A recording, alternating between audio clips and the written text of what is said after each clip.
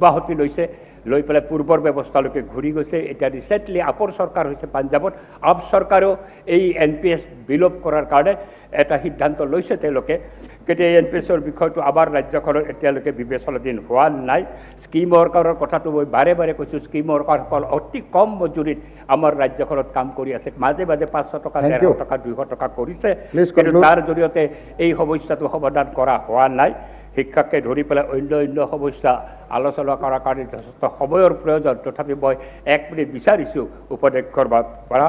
যে আমাৰ আনএমপ্লয়মেণ্টৰ সমস্যাৰ ক্ষেত্ৰত সিদিনাখন মুখ্যমন্ত্ৰী ইয়াতে কৈছে যে 1 লাখ মই দিব খুজিছোঁ আমি আদৰণি জনাইছোঁ নিশ্চিতভাৱে আদৰণি জনাম তেওঁ কৈছে আৰু দাবী কিয় নকৰে বিৰোধী পক্ষই আমি বাৰে বাৰে উত্থাপন কৰিছোঁ 22 লক্ষ কৰ্মহীন যুৱক এই ৰাজ্যখনত বসবাস কৰে আজি 1 লক্ষৰ জৰিয়তে এই সমস্যাটোক লৈ যিটো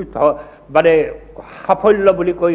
জয়ঢোল বজাবলৈ চেষ্টা কৰা হৈছে কিন্তু বাকী 21 লক্ষ কৰ্মহীন যুৱকক ক'ত কৰ্মসংস্থান দিব যদি উদ্যোগৰ ক্ষেত্ৰত পইচা বৃদ্ধি কৰা নহয় উদ্যোগ স্থাপন কৰা নহয় কৃষিৰ যদি উন্নয়ন কৰা নহয় এই আনএমপ্লয় সমস্যাক এড্ৰেছ কৰাটো এই চৰকাৰৰ বাবে কঠিন হ'ব আৰু এই কঠিন কামটো তেওঁলোকে কৰি আছে ইয়াৰ পৰা আমি মুক্তি বিচাৰিছোঁ তেতিয়াহে আমি আন্ধাৰৰ পৰা পোহৰলৈকে যাত্ৰা কৰিব পাৰিম উপাধ্যক্ষ মহোদয় এইখিনি কৈ মই বক্তব্য সামৰিলোঁ থেংক ইউ সন্মানীয় সদস্য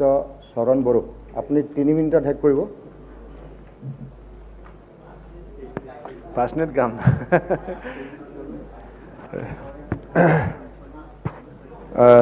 ডেপুটি স্পিকাৰ মহোদয় প্ৰথমে আমাৰ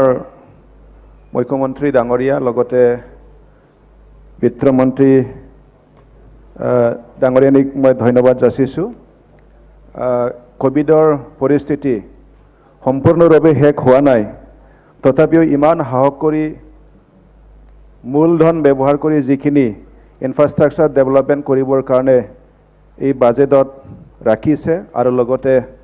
জনকল্যাণ আঁচনি বহুতো ৰখা হৈছে মই ভাবোঁ এই বাজেটৰ যোগেদি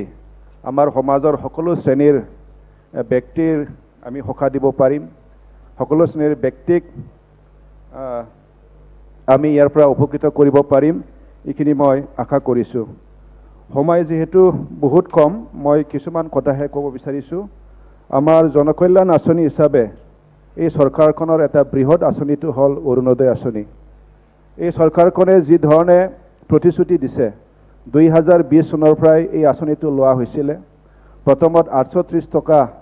দিয়াৰ কাৰণে কথা দিছিল প্ৰথম 27 লাখ মহিলাসকলক দিয়াৰ কাৰণে প্ৰতিশ্ৰুতি দিছিল তাৰ পিছত 20,000 মহিলাসকলক দিয়া হ'ল আৰু এই একে সময়তে